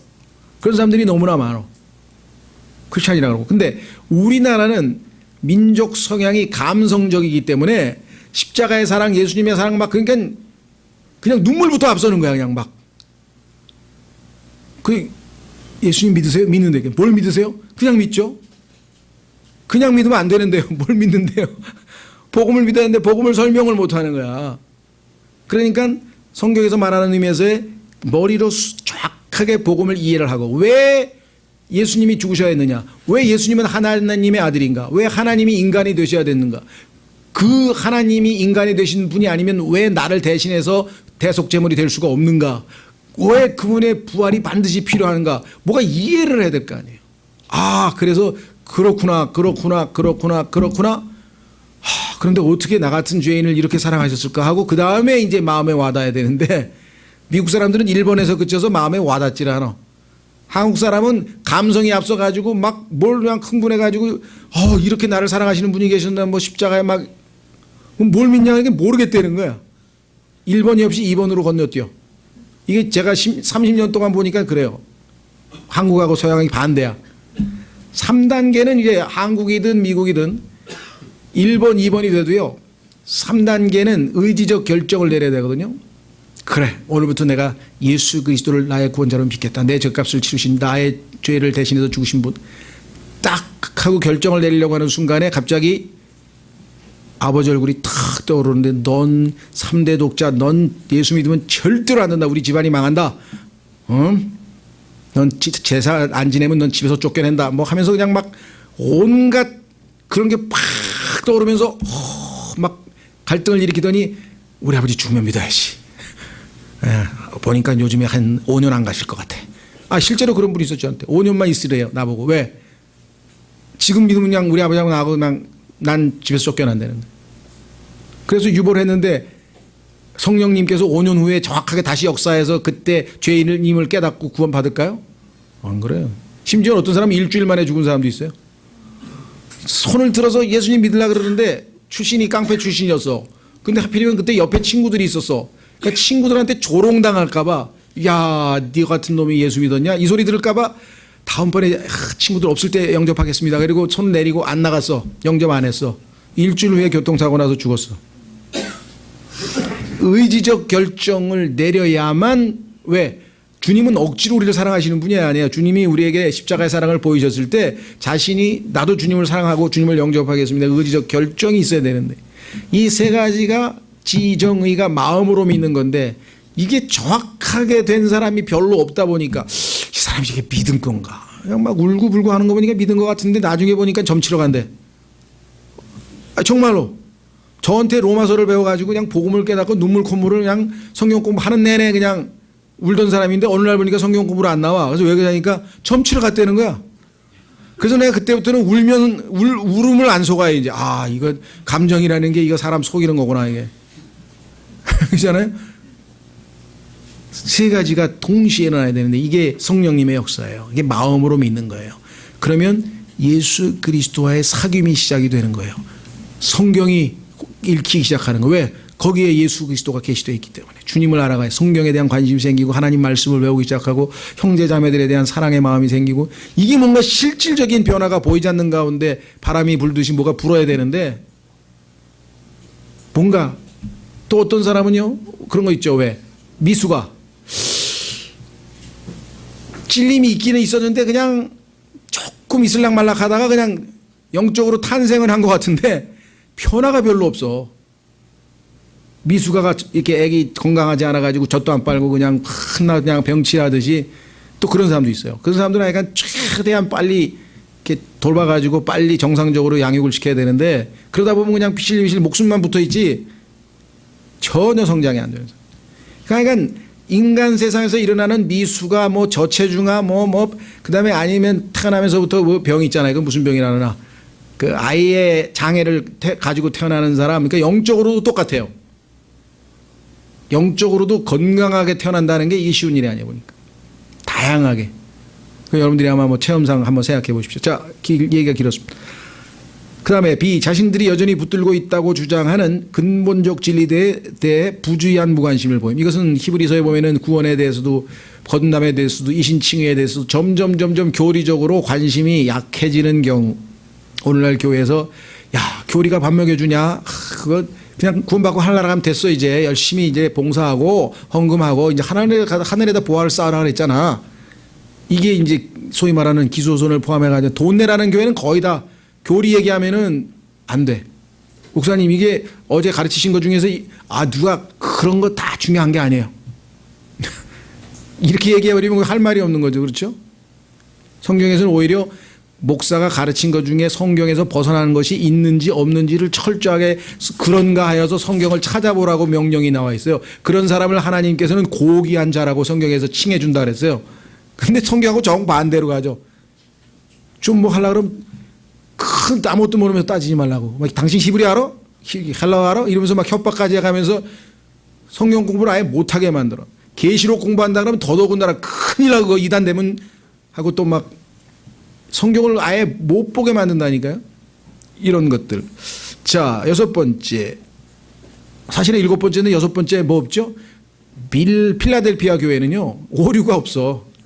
주님이 칭찬만 해서. 라오디게아 교회에서 발견되는 오늘날의 오류는 뭐냐?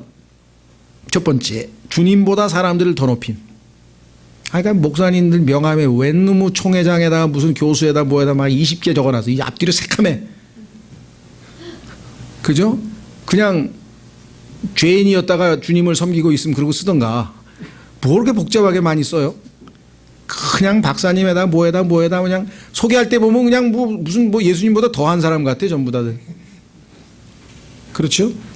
예, 사람의 권리. 두 번째, 물질적인 부. 우리 교회는 그냥 묘지도 다 있고 뭐가 다 있고 이번에 그냥 2억을 들여서 파이프 오르가니 어쩌고 저쩌고 막 밤낮 그거 자랑하는 거예요. 세 번째, 영적 소경. 예수님께서 안약 오죽하면 예수님이 안약을 사서 바르라고 했을까? 영적인 거하고 물질적인 거 구분을 못해요. 통찰력이 없는 거예요.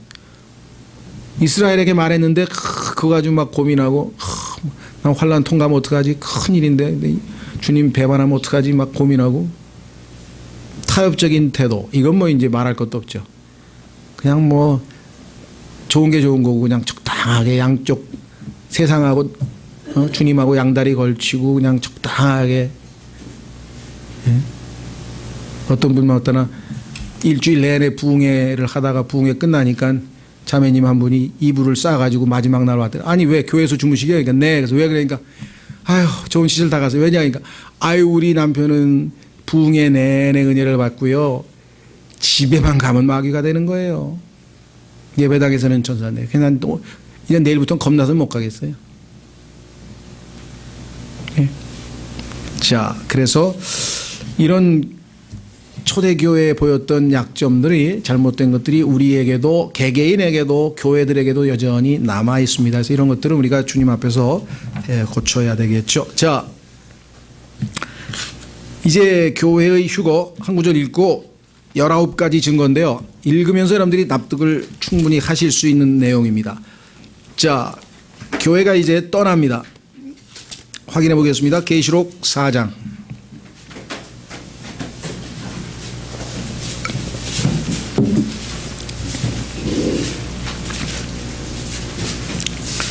1절 요한은 주님의 몸된 교회 즉 신부인 교회를 예표하죠. 어떻게 그럴 수 있는가?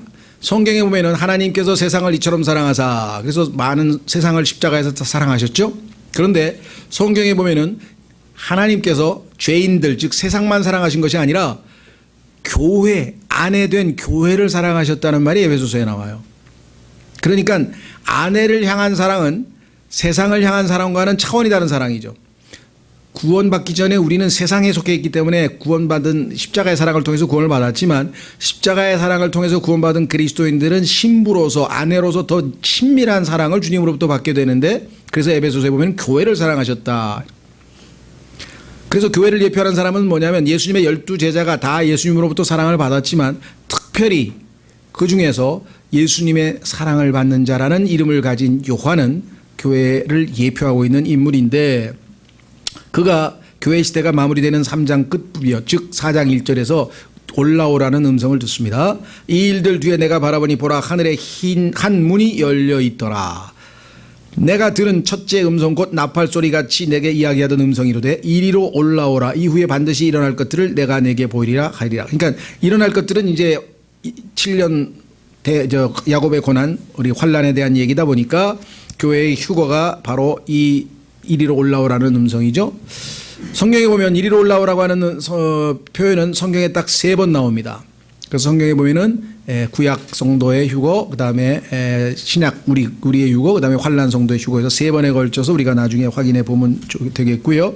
자, 그래서 우리는 교회를 하늘로 불러 올리시는 휴거가 교회 시대가 마무리되고 환란이 시작되기 전, 그래서 이것을 환란 전 휴거라고 하는데 교회가 환란을 통과한다고 주장하는 사람들이 너무나 많다 보니까 성경에서 정말 주님께서 교회는 반드시 환란 전에 데리고 자기의 신부를 데리고 가신다고 하는 것을 성경을 통해서 우리가 확실하게 믿어야죠. 만약에 교회가 환란을 통과한다 그러면 우리가 불안해서 어떻게 삽니까? 그 환란 동안에 어떤 일이 벌어질지 모르는데. 그런데도 불구하고 이것을 집요하게 마귀가 아마 사람들의 마음을 불안하게 만들기 위해서 계속 사람들에게 집요하게 얘기를 하나 봐요. 요즘에도 또 질문이 와요. 교회는 아무래도 환란을 통과하는 것 같은데 다시 한번 생각해 주십시오. 이메일 또 와요. 답변을 또 해도 또 와요. 저는 진리침례교회를 사랑합니다. 형제자매들이 환란에 들어가서 당혹스러워하는 모습을 보고 싶지 않습니다. 그 마음은 알겠는데 이걸 어떻게 해야 될지 참 왜 그걸 그렇게 이해를 못하는지 저희는 수십 가지 중에서 19가지만 오늘 지금 확인을 해보려고 합니다. 주변에 있는 분들 중에 교회의 휴거에 대해서 시점이 환란 전이라고 하는 사실을 분명하게 알려주시면 좋겠네요. 자, 그러면 87페이지. 현재 교회 시대 사탄의 영향력을 억제하고 있는 그리스도의 몸, 이 시대는 주님의 몸된 교회 안에 성령이 계시고 이것이 적그리스도의 출현을 막고 있죠. 그런데 적그리스도가 등장하기 전에 이 세상에서 사라지게 될 것이다. 이것이 휴거죠. 휴거되면 즉시로 적그리스도가 이제 나타나서 자신을 드러내죠. 이번 과에서는 이 위대한 사실, 휴거를 지지해주는 성경 기록들을 통해 그 증거를 살펴보고자 한다. 심지어는요, 계시록 6장 2절에 나오는 흰말 탄 자가 계시록 19장에 나오는 흰말을 탄 면류관, 왕관을 여러 개 쓰신 분을 흉내내고 있는 거짓 그리스도인데, 이것을 예수 그리스도라고 생각하고 심지어는 복음이라고 생각해서 계시록 6장서부터 교회 시대가 시작이 된다고 생각하고 그 안에 나와 있는 온갖 환란들은 교회 역사에서 실제로 일어났던 사건이라고 해석을 합니다. 이것을 역사적 전천연수라고 하는데요. 또는 과거적 해석이라고도 하고, 하여간 계시록 해석에 보면요, 너무나 하여간 신문에도 보면은 웬 계시록 지표가 그렇게 많은지 쟁쟁한 사람들이 평생 계시록만 연구했다는 사람들이 제일 엉터리가 평생 계시록만 연구했다는 사람들이에요. 계시록은 앞에 65권 성경에 통달되지 않으면 제대로 해석을 못하는 책이거든요. 계시록만 65년 30년 했으니까 전혀 모른다는 얘기지, 성경을. 그렇잖아요. 몸 전체를 알아야 뇌를, 그러니까 예를 들면 뇌만 연구했다 그럼 됩니까 그게? 한 군데만 연구해서는 아니잖아요. 전체를 한 다음에 그 부분의 전문가가 돼야 되는데 성막만 30년 했다든가 내가 볼 때는 그런 이 사역자는 균형 잡히지 못한 분이라고 생각해요.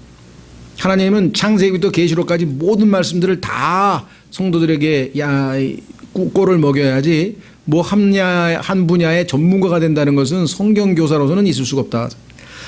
첫째, 주 예수 그리스도께서 지옥의 문들이 그분의 교회를 이기지 못할 것이라고 하셨다. 이것을 음부의 문이라고 해서 지옥이라는 말을 성경에서 또 싹 빼버렸어요. 성경에 주님이 하신 지옥이라는 단어 중에서 가만 정확하게 모르겠습니다만 한 7, 80% 다 사라져버렸어요. 음부라고 번역한 사람도 있고 심지어는 헬라어 히브리어 동원해가지고 스올이라고 하는 사람이 있고 하데스라고 하는 사람이 있고, 킹제임스 성경에 지옥이라고 정확하게 번역해놨는데 왜 자꾸 그거를 손댑니까? 지옥에 대해서 무슨 컴플렉스가 있는 건가? 왜 그러죠? 지옥에 대한 컴플렉스는 여호와의 증인들이죠. 여호와의 증인을 창시한 사람은 교회 다닐 때 하도 교회에서 지옥 간다는 얘기를 들어가지고 결심을 했대요. 내가 지옥이 없는 종교를 만들고야 말겠다. 그게 여호와의 증인 만든 거예요. 그래서 지옥은 뭐예요? 무덤이야. 지옥 가시겠네요. 그러니까 저는 무덤에 가면 되죠. 아니, 지옥이라니까. 지옥이 무덤이에요. 그분들하고 얘기해 보세요. 지옥이 무덤이래. 그럼 예수님 뭐하러 믿어? 어차피 믿어도 안 믿어도 무덤은 갈 건데. 그렇죠? 지옥에 대한 컴플렉스가 너무 심한 사람. 자, 계시록 13장 7절에서 타차는 성도들을 이기고 이 세상을 통치한다. 그래서 결국은 이 세상이 사탄에게 경배한다고 되어 있죠. 용에게 경배한다. 주님께서는 거짓말 하실 수 없으므로 이때 교회는 분명 사라지고 없을 것이다. 따라서 사탄에게 경배하도록 자신의 몸된 교회를 이 지상에 내버려 두실 주님이 계시냐 이거죠. 그래서 지옥의 문을 이기고 교회를 셋째 하늘로 데리고 올라가시죠. 물론 살아있는 사람은 산채로 올라가는 것이고 죽어있는 자들도 다 데리고 올라가신다. 두 번째, 계시록 2장 3장에서 우리는 지역교회들의 활동에 관해 읽게 된다. 계시록 4장은 이로 올라오라는 외침과 함께 시작된다. 이 부름의 소리는 데살로니가 전서 4장 13절에서 18절에 나오는 주님의 부르심과 교회의 떠남에 대한 자세한 약속과 잘 맞아떨어진다. 나중에 여러분들이 그 교회의 휴거라는 책에 보면은 계시록 데살로니가 전서 4장에 나와 있는 휴거에 관한 기록들을 우리가 읽어볼 수 있죠. 세 번째, 이 부르심에 이어 이리로 올라오라고 하는 그 부르심에 이어 요한은 자신이 즉시로 하늘에 있는 왕좌 앞에 있음을 발견하게 된다. 놀라운 사실은 이로부터 계시록에는 지상에 있는 교회에 대한 언급이 전혀 없다. 3장까지 교회에 대한 언급이 나오다 4장서부터 전혀 교회에 대한 언급이 없어요. 뭔가 암시하고 있죠. 교회는 셋째 하늘로 휴거돼서 없는 거죠, 지상에. 네 번째, 대환란에 대한 정의라는 앞선 과에서 이미 주목한 바와 같이 이리로 올라오라는 부르심은 야곱의 고난 이전에 있다.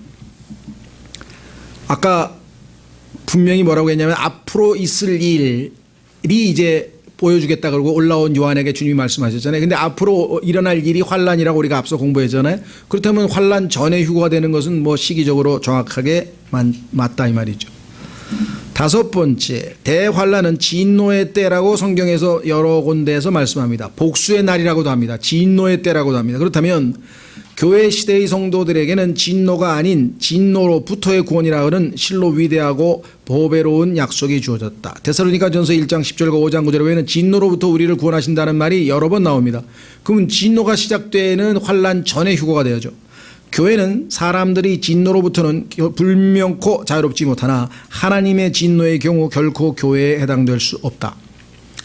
하나님의 진노는 지옥에 가는 사람들 위에 어떻게 합니까? 요한복음 3장 36절에 믿지 않는 사람들 위에 하나님의 진노가 머물러 있다 그랬잖아요. 믿지 않는 사람들 위에. 그럼 우리에게는 하나님의 진노하고는 상관이 없죠. 교회는 용서함을 받아 결코 정죄함이 없기 때문이다. 이 사실은 완전하게 된 성도들에게만 해당되는 것이 아니고 모든 성도에게 해당이 된다. 왜 이야기를 하냐면 휴거에 대해서 얘기할 때 많은 사람들이 영적으로 성숙된 헌신된 성도와 세상적으로 엉성하게 대충 사는 성도에 무슨 차이가 있냐. 휴거에 관한 한 아무 차이가 없어요. 구원에 관한 한 아무 차이가 없어요. 구원과 휴거는 다 거저 주어지는 선물이에요. 다만 셋째 하늘에 갔을 때에 그리스도의 심판석에서 그렇죠? 예.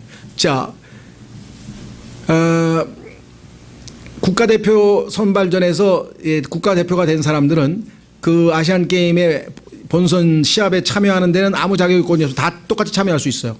다만 마지막에 정말 더 열심히 하고 더 뛰어난 성적을 보여서 시상대에 오르는 사람과 시상대에 오르지 못한 사람은 있지만 아시안 게임에 참여해서 그 참여하는 영광을 누리는 것은 공통된 거죠. 마찬가지로 우리가 셋째 하늘에 올라가서 그 영광스러운 유업을 썩지 않을 유업을 받게 되는 것은 주님의 영광스러운 썩지 않을 몸과 유업을 받게 되는 것은 공통된 것이고 다만 보상에 있어서 주님께서 평가했을 때 아시안게임에서 금메달 은메달 뭐 이렇게 있듯이 그 급수가 달라지는 것은 성경에 나와 있죠. 여섯 번째, 교회가 하늘에 있게 되는 또 다른 증거는 24장로들이다. 하나님의 왕좌 주위에서의 이들의 활동은 계시록 4장 4절 5절에서 5장 14절에 묘사되어 있다. 장로라는 칭호는 천사들에게는 결코 주어진 적이 없다. 거기에 나와 있는 24장로가 천사가 될 수는 없죠. 우리는 성경 그 어디에서도 천사들이 왕좌에 앉아 있다든가 왕관을 쓰고 있는 장면을 접할 수 없다. 우리를 왕으로 삼으신 것은 우리 그리스도인이라고 계시록 1장 5절에 나와 있었죠. 그 왕관을 쓴다는 것은 왕이 쓰는 거잖아요. 크라운이라는 것은. 따라서 이들은 천사들이 될 수 없다. 그럼 누구냐? 그리스도의 몸 안에 있는 그리스도인들에게는 왕관들이 약속으로 주어져 있다. 5종류의 왕관이 있죠. 성경에.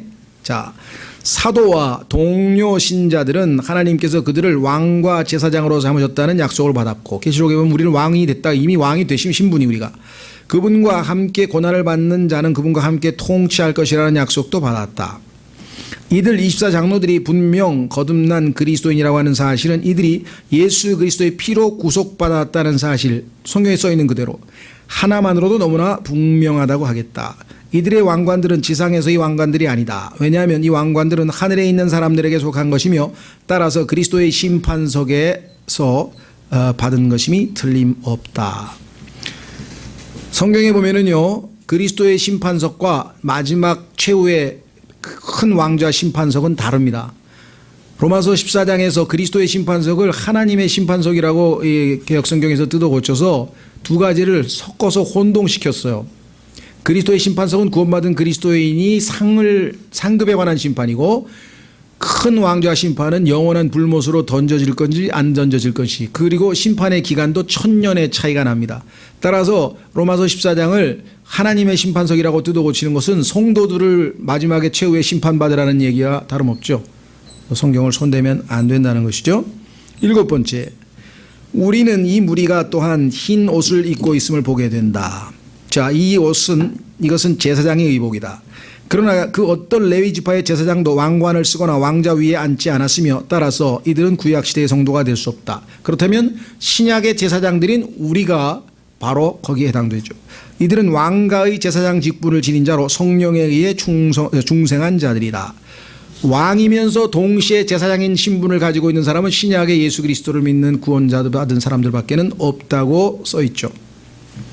여덟 번째, 성경의 관련 기록 중 대부분에서 장로란 한 민족, 지파, 가문 혹은 도시의 대표로 나타난다. 구약 경륜 하에서는 24명의 제사장이 직분을 담당했었다. 다윗은 24명의 제사장 가문의 우두머리들을 찾아내어 모든 제사장 직분의 대표로 삼았다. 새 예루살렘에는 12개의 기초석이 사도들에게 속한 반면 12대문은 이스라엘의 12지파의 이름을 따라 불리고 있다. 이 사실과 더불어 다윗 시대의 뭡니까? 제도가 아니고 다윗 시대의 그 아까 얘기했던 그 이 24 장로들 얘기하는 거죠. 제도가 아니고 제사장이 빠진 것 같군요.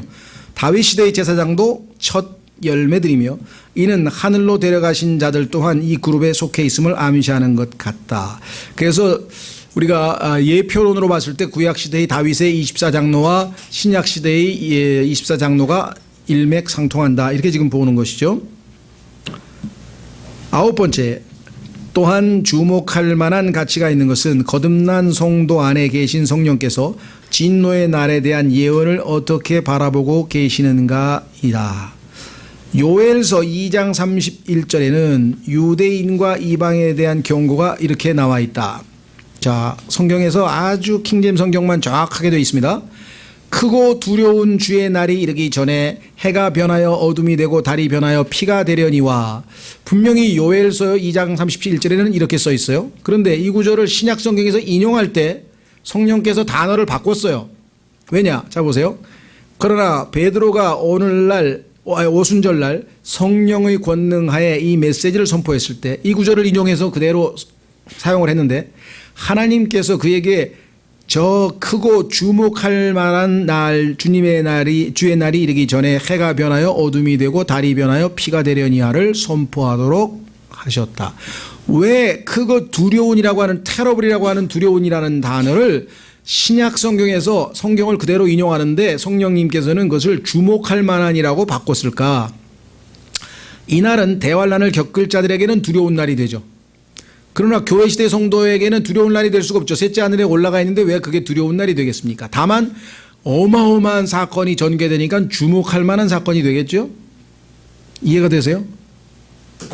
만약에 교회 시대 성도가 환란의 지상에 남아있으면 정말 두려워해야죠. 두려운 날이니까. 그러나 우리는 위에서 지켜보기 때문에 두려운 날이 아니고 신약 성도들에게는 이것은 주목할 만한 날이 될 것이라고 성경에서 바꿨다 이 말이에요. 이런 게 성경에 보면 종종 나와요. 하박국 2장 4절에 의인은 자기 믿음으로 살리라 이렇게 되어 있어요. 근데 신약 성경에 로마서, 갈라디아서, 히브리서에서 세 번에 걸쳐서 이 하박국 2장 4절을 인용했는데, 구약에 보면요, 믿음이라고 하는 단어가 명사로 나오는 단어는 딱 두 번 나와요. 구약에는 믿는다는 동사는 여러 번 나와도 믿음이라고 하는 명사는 딱 두 번 나오는데, 한 번은 뭐냐면 이스라엘은 믿음이 없는 백성이라고 하나님이 야단치시는 장면에서 한 번 나오고, 두 번째는 의인은 자기 믿음으로 살아야 돼. 자기 믿음. 그래서 성경에 보니까 노아와 다니엘과 그다음에 뭡니까? 아브라함은 자기 의로 구원받는다 이렇게 성경에 써 있잖아요. 그러니까 구약은 자기 의야, 율법을 지키는 거. 그런데 신약에 와서는 누구의 의입니까? 예수 그리스도의 의야. 그것을 우리가 전가받는 것이지 내가 의로워지는 게 아니잖아요. 내 의를 가지고 행동하는 게 아니잖아요. 그래서 his, 자기라고 하는 말이 신약 성경에는 탈락되어 있어요. 구약하고 신약하고 하나님의 방침이 다르니까 여기도 마찬가지. 테러블의 노터블로 바뀌어버렸잖아요. 열 번째, 교회에 속한 대부분의 사람들은 이미 하늘에 있기 때문에 환난을 통과하지 않는다. 이들 중 많은 사람들이 육신적 그리스도인들이었다. 그렇다고 이들이 환난을 통과하여 벌을 받기 위해 땅으로 되돌아오지는 않을 것이다. 하늘에서 상급이 없는 것뿐이지, 그래서 부끄러움을 당할 뿐이지 벌 받기 위해서 그럼 환난 때 다시 돌아와야 되느냐. 어떤 분들은 아예 휴거가 안 된다고 주장하는 사람도 있죠. 그 사람들이 소위 말하면 이 부분 휴거설인데요. 부분 휴거설.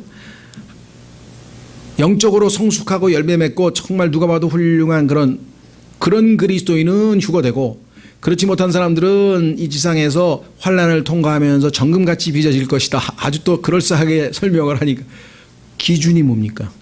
우리 의입니까? 예수 그리스도의 의를 다 소유하고 있는데 무슨 기준으로 그 사람이 의롭지 못하다고 하늘나라를 못 가냐. 상급과 관련된 거하고 구원과 관련된 것을 혼동하면, 그래서 구원과 보상을 혼동하면 어마어마하게 복잡한 이야기가 돼요. 보상에 대해서 설명하고 있는 구절을 자꾸 구원에 갖다 붙여요. 특히 히브리서, 야고보서 이런 부분에서는 보상에 대해서 얘기하고 있는데 자꾸 구원을 잃어버린다는 구절로 해석을 해서 문제가 생기는 것이죠. 자, 11절. 골로새 교회의 교인들에게는 그들이 그분의 눈앞에서 거룩하고 흠없고 책망할 것이 없는 자로 드려질 것이라는 약속이 주어졌다. 그런데 이 거룩한 구별의 약속은 성도로 부르심을 받은 자들과 또 각 처에서 우리 주, 우리의 주, 곧 그들과 우리의 주 대신 예수 그리스도의 이름을 부르는 모든 자들에게 주어져 있다. 분명하게 모든 자들이에요. 예수님을 믿은 모든 사람들에게 거룩하고 흠없고 책망할 것이 없는 자로 드려진다고 했으니 휴거는 당연히 모든 그리스도인에게 다 해당이 되지 성숙한 그리스도인에게만 해당된다고 하는 부분 휴거설은 성경적으로 맞지 않다. 선한 좋은 그리스도인은 휴거되고 나쁜 악한 그리스도인은 환난 전체 혹은 일부를 일종의 연옥 같은 것으로 통과해야만 한다는 생각은 비성경적이다. 특별히 좀 자기가 볼 때에는 나는 휴거될 정도의 부분 휴거설에 해당되는 사람으로 스스로를 자기 의에 취해 있는 사람들은 이런 얘기를 많이 하는 거예요. 그럴수록 그 사람은 오히려 영적으로 상태가 안 좋은 거야. 하나님의 긍휼이 뭔지를 모르고 있는 사람이 지금. 그렇죠? 바리새인들처럼 저는 뭐도 안 하고 진짜 죄인은 뭐예요? 고개 푹 숙이고 불쌍히 여기서서 예수님이 누가 의롭게 돼서 갔다고 했습니까? 당연히 후자였죠. 그렇죠? 자기 자신을 하나님 앞에서 볼 줄 아는 사람이었죠. 12번째, 우리는 화해를 이룬 대사들이며 우리의 시민권은 하늘에 있다. 그 어떤 국가도 적대적 행위가 외국 땅에서 발발했을 때 자기 나라의 대표를 포기할 정도로 무책임하지는 않다. 여러분, 월남전에서 미국에서 제일 먼저 철수할 때 제일 먼저 철수한 사람이 누굽니까? 미국 대사 아니에요. 사이공에 있는 미국 대사가 미국을 대표하는 제일 먼저 철수시켰잖아요. 그러면 이 땅에서 여러분과 제가 그리스도의 대사라고, 구원받은 사람은 그리스도의 대사라고 고린도후서에 써 있는데 휴거가 일어나서 재앙이 닥쳤는데 그 대사를 먼저 본국으로 데리고 가지 않을 그런 국가가 어디 있겠느냐. 따라서 모든 그리스도인이 휴거될 것이다. 13번째, 교회의 예표인 에녹에게는 그가 동참하지 않을 두려운 일들이 계시되어 있다.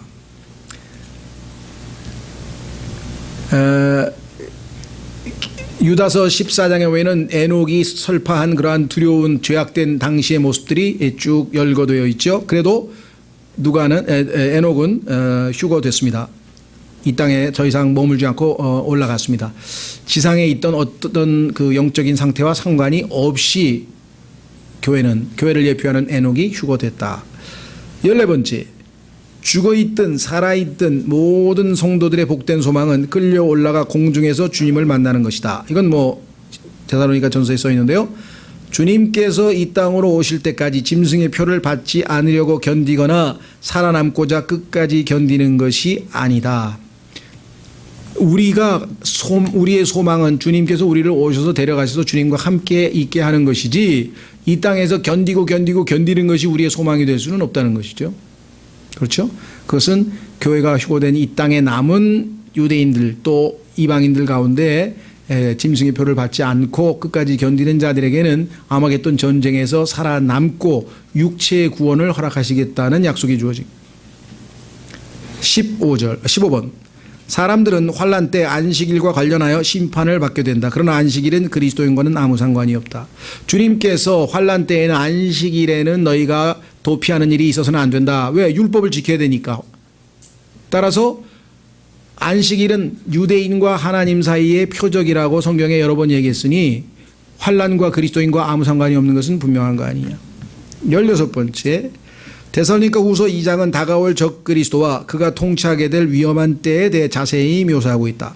2절에 따르면 이 내용으로 인해 하나님의 자녀는 그 누구도 불안해할 필요가 없다. 불안해하지 말라고 지금 여러 번 강조했죠.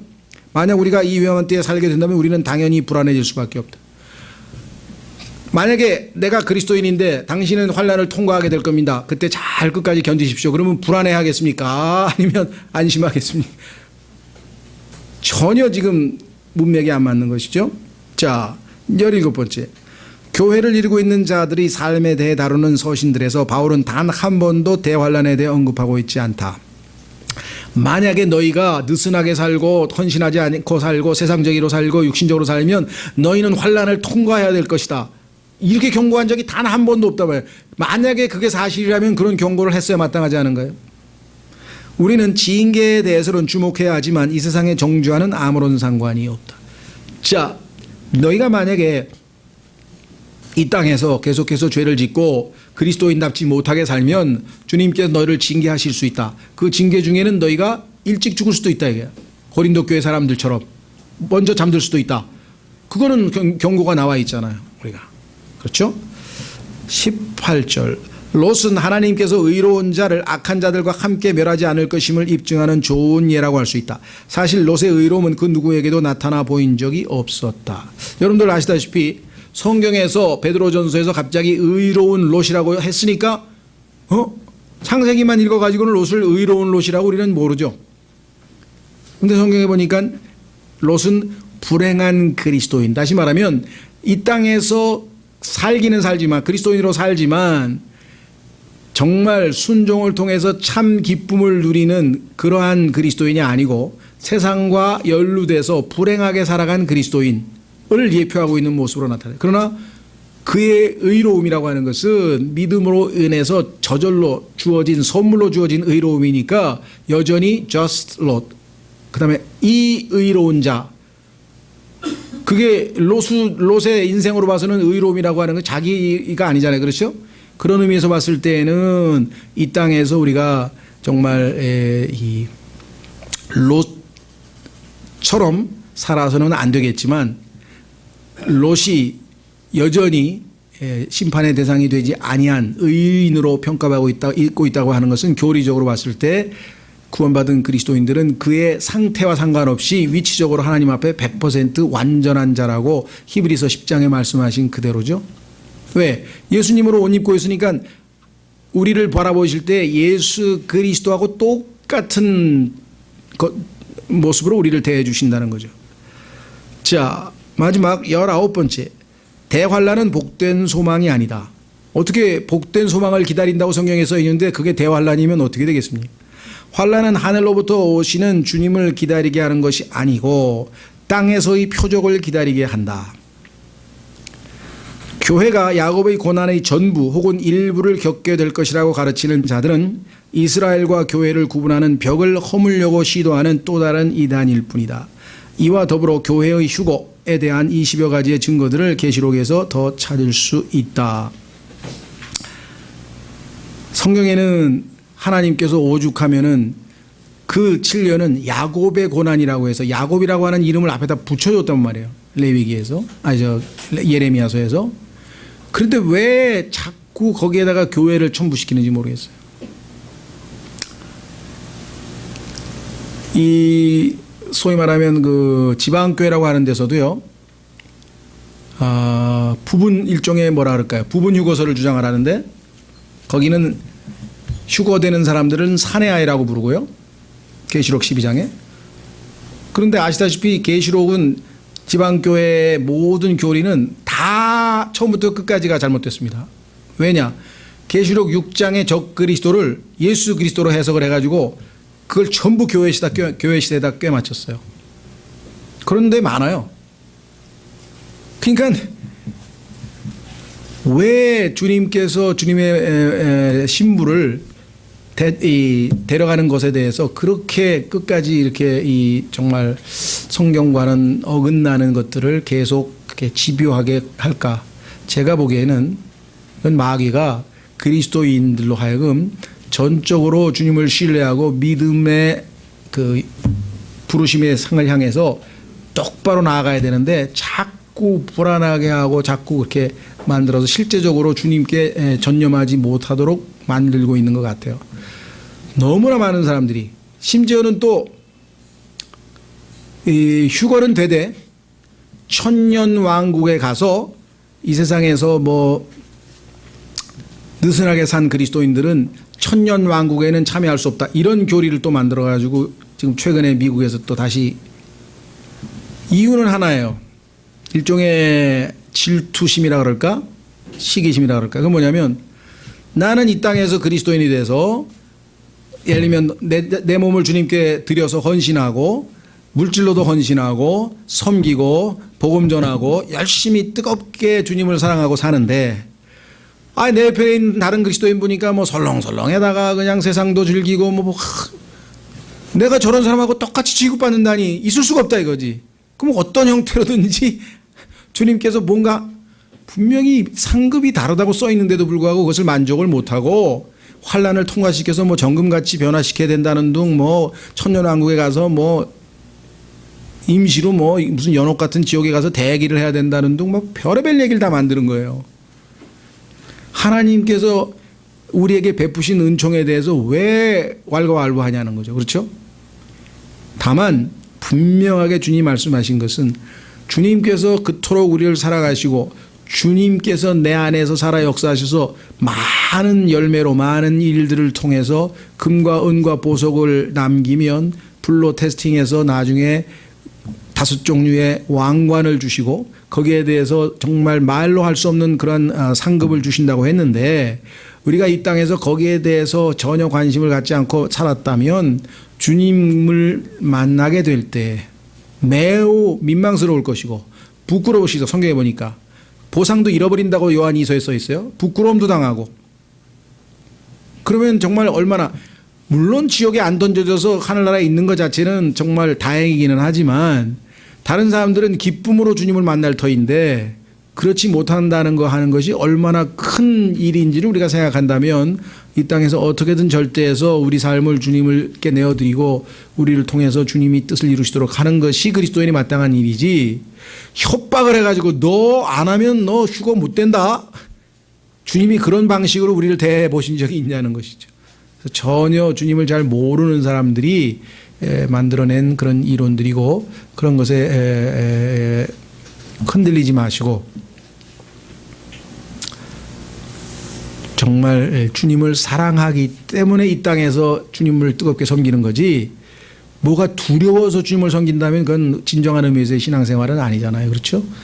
그런 점에서 이 구원의 영원한 보장과 그다음에 환난 전 휴거는 주님께서 사랑하는 자녀들에게 확신과 안전한 모든 것을 보장하신다는 그런 좋은 쪽에서 우리가 바라봐야 될 것 같습니다. 예, 그렇게 해서 이제 다음 주에 환난 드디어 이제 계시록의 본론에 해당되는 부분이죠. 다음 시간에 계속하겠습니다.